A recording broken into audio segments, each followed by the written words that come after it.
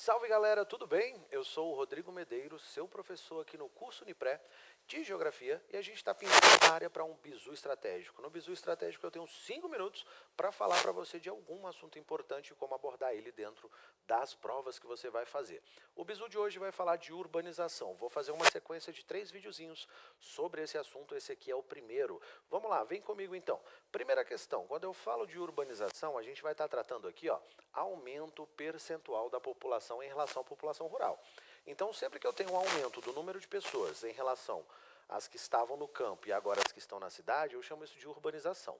Se o processo contrário acontecer, se eu tiver um aumento percentual do número de pessoas no campo em relação às que estavam na cidade, eu chamo isso de ruralização, tudo bem? A urbanização, então, é esse processo de crescimento das cidades.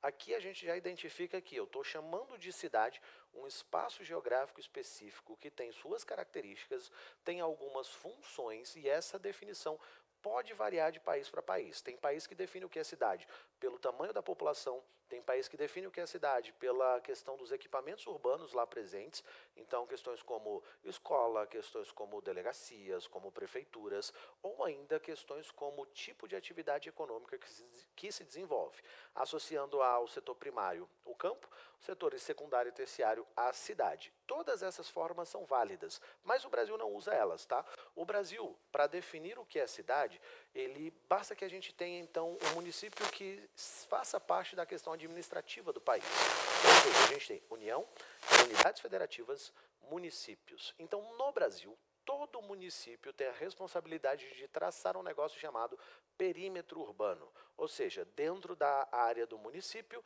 é delimitado aí por uma questão de legislação quais são as áreas chamadas de urbanas, né? Geralmente a gente vai usar esses contextos de população, concentração então de equipamentos urbanos ou atividades econômicas, tudo bem? Então, toda área urbana que possui uma sede municipal, uma prefeitura é considerada cidade, então todo município no Brasil vai ter essa situação. Essa importância vem porque a cidade ela vai concentrar uma série de funções, né, diferentes entre a situação de como ela é concebida, né? A cidade pode ter uma função econômica, centro dos principais comércios, uma função militar, geralmente de tomadas de decisões, funções turísticas, administrativas, como as capitais, etc, etc.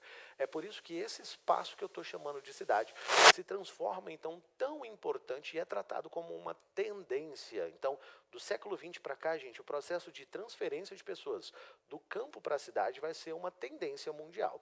O Brasil, então, inclusive, nesse processo vai se transformar num país bastante urbanizado, tá? Isso está ligado à atividade industrial por 3 motivos. A indústria ocupa o espaço urbano inicialmente, abrindo oferta de emprego lá. A mecanização do campo, junto com isso, né, coisa que é produzida pela indústria, vai favorecendo então o êxodo rural. Esse aqui é um processo. Abre emprego na cidade, fecha emprego no campo, e o fluxo de pessoas em direção à cidade vai acontecendo. Isso pode acontecer de uma forma mais rápida, pode acontecer de uma forma mais devagar. Fica ligado nisso, tá?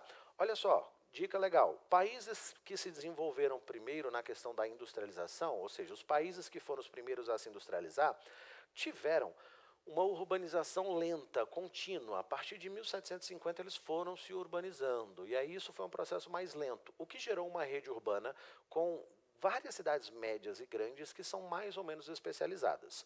Países como o Brasil, que tem uma industrialização mais tardia, no século XX, tiveram urbanizações aceleradas. Isso resultou numa rede urbana onde eu tenho processo de metropolização muito intenso.